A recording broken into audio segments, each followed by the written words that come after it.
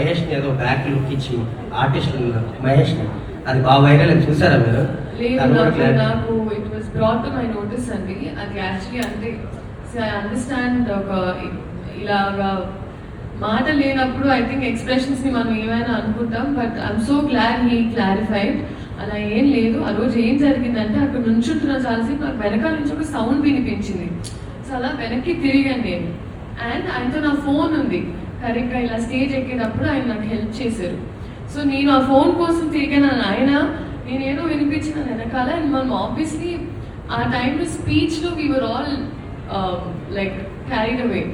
So we were all concentrating ఆయన స్పీచ్లో. So అందుకే నాకు అంత అవగాహన లేదు కరెక్ట్గా ఏంటి అని. But nothing at all. ఇలాంటి క్లిప్స్ వస్తూ ఉంటాయి చాలా ప్లేసెస్లో, కానీ nothing like that happen. And industry అన్నప్పుడు అండ్ ఎస్పెషలీ ఇలాంటి క్లిప్పింగ్స్ చాలా మందికి ఇలాంటివి జరుగుతూ ఉంటాయి where it's మిస్కమ్యూనికేటెడ్. But it is a proper miscommunication.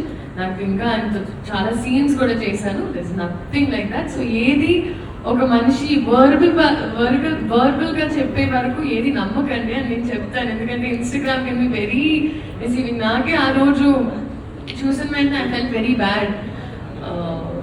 ఎవరు ఆరోగెన్స్ కాదు, ఎవరు అవన్నీ big words, arrogance or misbehave, nothing like that.